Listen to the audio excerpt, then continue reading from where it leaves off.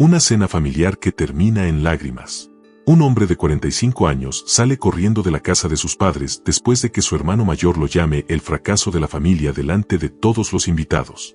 Pero lo que su familia no sabía es que en el bolsillo de ese hombre había una tarjeta bancaria con más de 6 millones de pesos mexicanos. Esta es la historia real de Miguel Hernández, un hombre que durante años soportó humillaciones constantes de su propia familia, mientras secretamente construía un imperio financiero que ninguno de ellos podía imaginar. Una historia que te hará cuestionar todo lo que crees saber sobre las apariencias y el verdadero valor de una persona. Si alguna vez te has sentido subestimado por tu propia familia, esta historia te tocará el corazón y te demostrará que a veces, el silencio es la venganza más poderosa que existe. Ahí viene el eterno estudiante, decía su cuñada Carmen cada vez que Miguel aparecía en las reuniones familiares. Miguel Hernández, de estatura media, cabello castaño siempre bien peinado hacia atrás, ojos cafés profundos que reflejaban una inteligencia silenciosa, y esa sonrisa tímida que nunca abandonaba su rostro incluso en los momentos más difíciles. A los 45 años, Miguel había desarrollado esa elegancia natural de los hombres que han aprendido a vestirse bien sin llamar la atención, siempre con camisas de algodón impecables, pantalones de vestir bien planchados, y zapatos lustrados que hablaban de un cuidado personal meticuloso. Para su familia, Miguel era el hermano que nunca pudo salir adelante. Mientras su hermano mayor, Roberto, presumía su empresa de construcción y su casa en Polanco, Ciudad de México, Miguel vivía en un modesto departamento en la colonia Roma Norte y trabajaba como consultor financiero independiente, un título que su familia interpretaba como desempleado con suerte. En cada posada navideña, en cada cumpleaños, en cada reunión dominical, las burlas eran constantes y despiadadas. «Oye Miguel, ¿ya conseguiste trabajo de verdad o sigues jugando a ser empresario?», le gritaba Roberto desde el otro lado de la mesa, provocando risas nerviosas entre los demás familiares. Su hermana Patricia, una mujer de negocios exitosa en Monterrey, siempre agregaba: «Por lo menos ya no le pides dinero prestado a papá como antes». Las palabras caían como dagas sobre Miguel, quien solo sonreía y cambiaba de tema, mientras por dentro se prometía a sí mismo que algún día esa sonrisa condescendiente se borraría de sus rostros para siempre. Lo más doloroso para Miguel no eran las burlas directas, sino la exclusión sistemática. Cuando la familia organizaba viajes a Cancún o Puerto Vallarta, nunca lo invitaban porque sabemos que no puedes pagarlo. Cuando se trataba de decisiones importantes sobre el cuidado de sus padres ancianos, Roberto siempre decía: «Los adultos nos encargaremos de esto». Era como si Miguel fuera invisible, como si sus opiniones no valieran nada porque su cuenta bancaria supuestamente estaba vacía. La gota que derramó el vaso llegó en la celebración del 70 cumpleaños de su padre, don Carlos, en un elegante restaurante de Guadalajara. Toda la familia extendida estaba presente, tíos, primos, sobrinos, todos vestidos con sus mejores galas.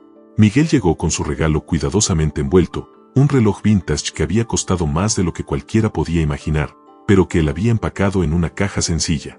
Cuando llegó el momento de los brindis, Roberto se levantó con su copa de vino y dijo: «Brindemos por papá, quien nos enseñó a trabajar duro y salir adelante. Bueno, casi a todos nosotros». La mirada se dirigió directamente a Miguel, y las risas incómodas llenaron el restaurante. Esa noche, Miguel regresó a su departamento con el corazón roto, pero con una determinación férrea. Se sentó frente a su computadora, abrió su aplicación bancaria y observó esa cifra que había estado creciendo silenciosamente durante años: 6.247.832 pesos mexicanos. Era hora de que su familia conociera la verdad, pero no de la manera que ellos esperaban. La decisión de Miguel de mantener una apariencia modesta no había sido casualidad, sino una estrategia cuidadosamente planeada que nacía de una lección que aprendió muy joven. A los 25 años, cuando recién había terminado su maestría en finanzas en el Tecnológico de Monterrey, Miguel había heredado de su abuelo materno una pequeña suma de dinero y algunas propiedades en Puebla que nadie en la familia consideraba valiosas. Mientras sus hermanos se burlaban de las casitas viejas del abuelo, Miguel vio una oportunidad dorada. Miguel había desarrollado una filosofía de vida basada en el libro El millonario de al lado que había leído obsesivamente durante sus años universitarios. Entendió que la verdadera riqueza no se ostenta, se acumula. Mientras Roberto gastaba fortunas en camionetas de lujo y Patricia presumía sus joyas en redes sociales, Miguel invertía cada peso que ganaba con la disciplina de un monje financiero. Sus desayunos eran café negro y pan tostado en casa, sus comidas las preparaba él mismo, y sus únicos lujos eran libros de inversión y cursos en línea sobre mercados financieros. Su departamento en la Roma Norte era deliberadamente austero, muebles funcionales pero no lujosos, una televisión de tamaño moderado, una biblioteca repleta de libros de economía y finanzas. Pero lo que su familia no podía ver era la oficina oculta detrás de un librero falso, donde Miguel tenía instalado un centro de operaciones financieras digno de Wall Street, 3 monitores de alta definición, conexión a internet de fibra óptica y acceso directo a los mercados internacionales las 24 horas del día. Cada mañana, a las 5:30 de la mañana, Miguel despertaba y dedicaba 2 horas a analizar mercados asiáticos antes de que abriera la bolsa mexicana. Había convertido las humildes propiedades de su abuelo en un portafolio de bienes raíces que incluía departamentos de lujo en renta en Playa del Carmen, oficinas comerciales en el centro histórico de México, y hasta una pequeña participación en un hotel boutique en San Miguel de Allende. Pero su verdadero genio estaba en las inversiones tecnológicas. Había comprado acciones de empresas emergentes cuando nadie las conocía, había apostado por criptomonedas cuando la gente pensaba que era una moda pasajera, y había diversificado su portafolio internacional de una manera que hubiera impresionado a cualquier gestor de fondos de inversión. Su trabajo como consultor financiero independiente era en realidad una empresa de asesoría boutique que manejaba las inversiones de empresarios millonarios que valoraban la discreción por encima de todo. Miguel tenía clientes que pagaban honorarios de 6 cifras por sus consejos, pero él nunca mencionaba nombres ni presumía sus éxitos. Su reputación se había construido boca en boca entre la élite financiera mexicana, quienes lo conocían como el silencioso, el hombre que podía multiplicar fortunas sin hacer ruido. La ropa sencilla, el coche modesto, un Nissan Sentra 2018 que había comprado usado, las comidas en fondas baratas, todo era parte de un personaje cuidadosamente construido. Miguel había aprendido que cuando la gente te percibe como el pobre de la familia, bajan la guardia, te subestiman, y paradójicamente, esto te da una ventaja enorme en los negocios. Sus clientes millonarios confiaban en él precisamente porque no parecía desesperado por impresionar a nadie. Pero mantener esta fachada tenía un costo emocional devastador. Cada burla de su familia era como una puñalada que él absorbía en silencio. Cada exclusión era un recordatorio de que había elegido la soledad financiera por encima de la aceptación social. Había noches en las que Miguel se quedaba despierto, viendo crecer sus números en la pantalla, preguntándose si valía la pena ser rico en secreto si nadie podía reconocer su éxito. Pero cada vez que dudaba, recordaba las palabras de su abuelo: «Mijo, el dinero grita cuando se ostenta, pero susurra cuando se multiplica». El teléfono sonó a las 11:30 de la noche un martes de marzo. Era Roberto, y Miguel pudo detectar inmediatamente el pánico en su voz. «Miguel, necesito hablar contigo urgentemente. ¿Puedes venir a mi casa ahora mismo?». La desesperación era tan palpable que Miguel sintió un escalofrío recorrer su columna vertebral. Sin hacer preguntas, se vistió y manejó los 40 minutos hasta la lujosa residencia de su hermano en Polanco. Cuando llegó, encontró una escena que jamás había imaginado. Roberto, el hermano siempre arrogante y seguro de sí mismo, estaba sentado en su sala de estar con la cabeza entre las manos, rodeado de documentos esparcidos por toda la mesa de centro. Su esposa, Carmen, la misma que se burlaba de Miguel en cada reunión familiar, tenía los ojos hinchados de tanto llorar. Patricia había llegado desde Monterrey y caminaba de un lado a otro como un animal enjaulado, hablando por teléfono con alguien en un tono desesperado. «Miguel, gracias por venir», dijo Roberto levantando la vista. Por primera vez en décadas, Miguel vio vulnerabilidad genuina en los ojos de su hermano mayor. «Estamos en problemas serios. La empresa está en quiebra, los bancos nos van a embargar todo, y necesitamos 2.5 millones de pesos antes del viernes o perdemos la casa, los coches, todo». Las palabras salían atropelladas, como si fuera físicamente doloroso pronunciarlas. Miguel se sentó lentamente, observando los rostros desesperados de las mismas personas que durante años lo habían tratado como el fracaso de la familia. Carmen, quien siempre lo saludaba con condescendencia, ahora lo miraba con una mezcla de esperanza y humillación. Patricia había colgado el teléfono y se acercó con esa sonrisa forzada que Miguel conocía tan bien. «Hermano, sabemos que tal vez no tengas mucho dinero, pero cualquier cosa que puedas prestarnos, hasta 50,000 pesos, nos ayudaría muchísimo». La ironía de la situación era tan brutal que Miguel sintió ganas de reír y llorar al mismo tiempo. Ahí estaban, pidiéndole ayuda al fracaso de la familia, ofreciéndole la oportunidad de contribuir con migajas mientras él tenía en sus cuentas más dinero del que ellos habían visto en toda su vida. Roberto continuó: «Sé que hemos tenido nuestras diferencias, y tal vez no siempre te hemos tratado como deberíamos». La frase quedó colgando en el aire, como un reconocimiento tácito de años de humillaciones. Miguel permaneció en silencio durante varios minutos, viendo cómo sus familiares llenaban ese silencio con explicaciones desesperadas sobre malas inversiones, clientes que no pagaron, préstamos que se vencían. Era como ver a titanes caer desde sus pedestales de arrogancia hasta el suelo de la realidad más cruda. Finalmente, Miguel habló con una calma que sorprendió incluso a él mismo. Necesito saber algo antes de responder. Durante todos estos años, cuando me llamaban fracasado, cuando me excluían de las decisiones familiares, cuando se burlaban de mi trabajo, ¿realmente creían que no tenían nada que ofrecer? La pregunta cayó como una bomba en la habitación. Roberto balbuceó, Miguel, tú sabes que, es decir, nunca quisimos, siempre pensamos que... Pero las palabras se ahogaron ante la mirada penetrante de Miguel. Era el momento que había estado esperando durante décadas, no para vengarse, sino para enseñar una lección que cambiaría para siempre la dinámica de esa familia. Miguel sacó su teléfono y abrió su aplicación bancaria. Giró la pantalla hacia sus hermanos y dijo con una voz tranquila pero firme, puedo prestarles los 2.5 millones que necesitan. De hecho, puedo prestarles el doble si es necesario. El silencio que siguió fue ensordecedor. Los ojos de Roberto se abrieron como platos, Carmen se llevó las manos a la boca, y Patricia se quedó congelada a medio paso. En esa pantalla brillaba una cifra que ninguno de ellos había esperado ver jamás, 6.247.832 pesos mexicanos. El silencio en la habitación era tan denso que se podía cortar con un cuchillo. Roberto tomó el teléfono de Miguel con manos temblorosas, mirando esa cifra como si fuera un espejismo que podría desaparecer en cualquier momento.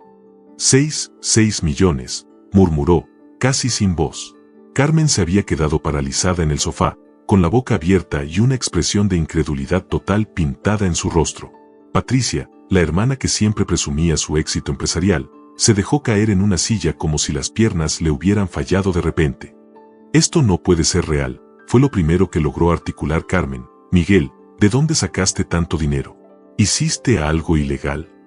La pregunta salió con esa mezcla de asombro y sospecha que caracteriza a las personas cuando no pueden procesar una realidad que contradice completamente sus creencias.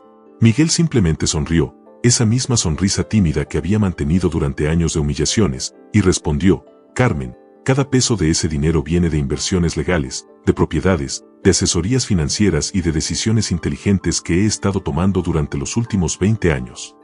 Roberto seguía mirando la pantalla, pasando de una cuenta a otra, cuenta de ahorros, cuenta de inversiones, portafolio de acciones, bienes raíces. ¿Por qué nunca nos dijiste nada?, preguntó con una voz que mezclaba admiración con reproches. ¿Por qué permitiste que te tratáramos como... ¿Cómo? No pudo terminar la frase, porque hacerlo significaba admitir abiertamente los años de menosprecio y humillaciones que habían infligido sobre su hermano menor. Miguel se levantó lentamente y caminó hacia la ventana, observando las luces de la ciudad que se extendían hacia el horizonte. Porque aprendí algo muy valioso de nuestro abuelo, dijo sin voltear a verlos. Me enseñó que las personas revelan su verdadero carácter cuando creen que no necesitan nada de ti.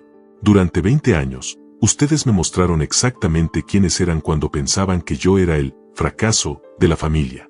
Me mostraron que el amor y el respeto en esta familia estaban condicionados al éxito aparente.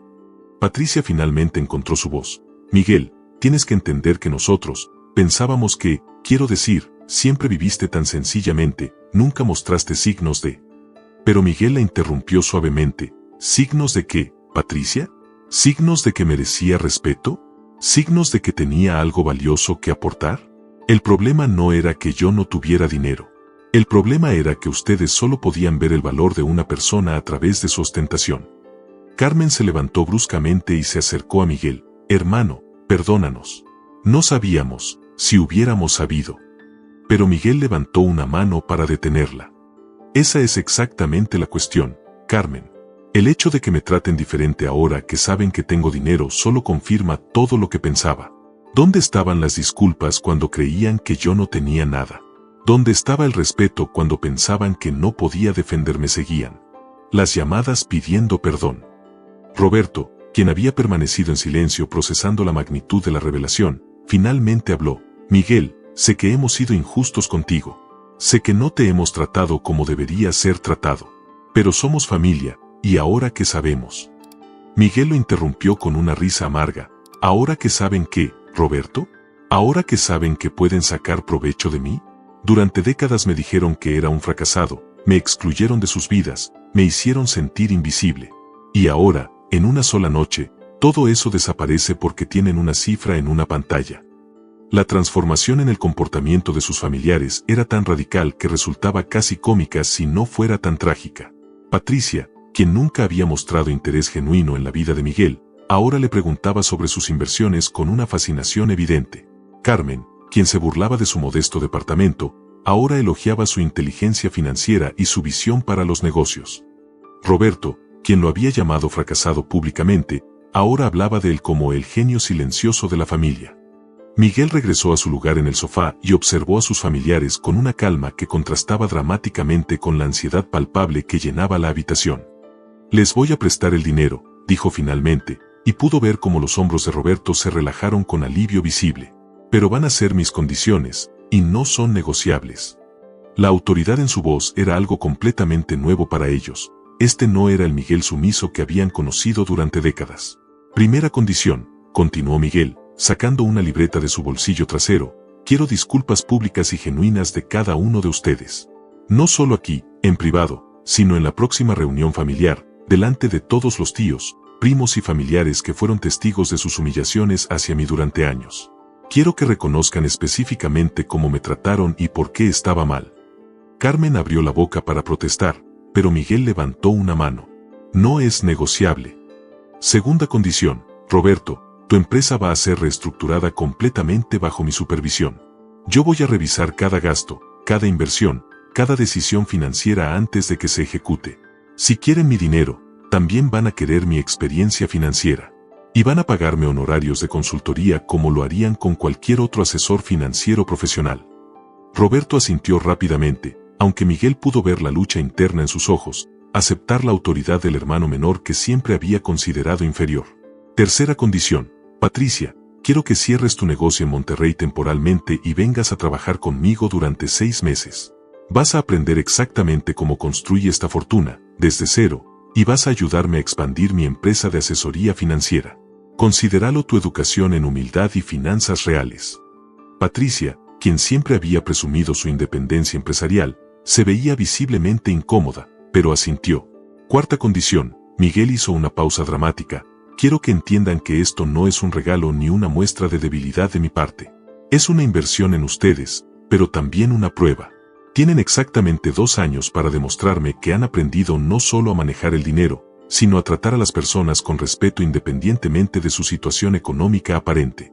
Si en estos 2 años vuelvo a escuchar una sola burla, un solo comentario despectivo hacia cualquier miembro de la familia o hacia cualquier otra persona, van a devolverme hasta el último peso con intereses del 15% anual. El aire en la habitación se había vuelto pesado. Miguel pudo ver cómo sus hermanos procesaban no solo las condiciones financieras, sino el cambio fundamental en la dinámica familiar. Por primera vez en sus vidas, el fracaso de la familia tenía el control absoluto de la situación. Y la última condición, agregó Miguel con una sonrisa que mezclaba amargura con satisfacción, a partir de ahora, yo tomo las decisiones importantes sobre el cuidado de nuestros padres.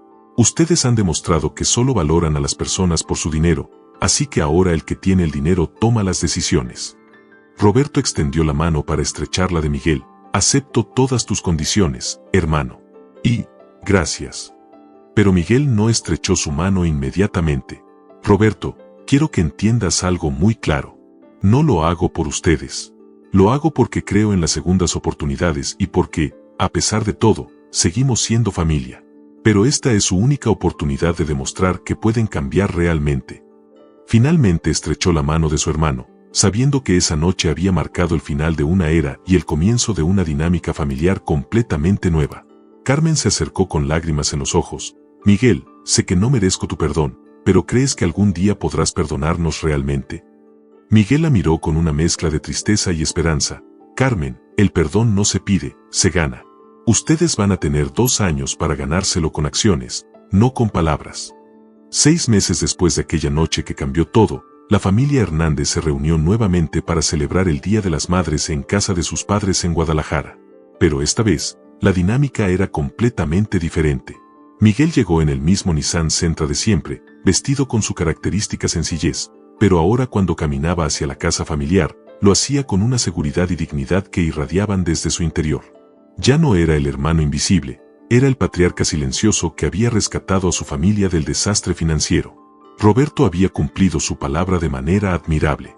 En la primera reunión familiar después de la revelación, se había levantado frente a tíos, primos y familiares, y había ofrecido una disculpa pública tan emotiva que había dejado a más de uno con lágrimas en los ojos. Durante años traté a mi hermano Miguel como si fuera menos que el resto de nosotros, había dicho con voz quebrada. Lo llamé fracasado, lo excluí, me burlé de él. Pero resulta que el único fracasado aquí era yo, porque no supe ver el valor extraordinario de mi propio hermano. La ovación que recibió Miguel esa noche fue la primera vez en décadas que se sentía verdaderamente reconocido por su familia. La empresa de Roberto se había transformado bajo la supervisión de Miguel.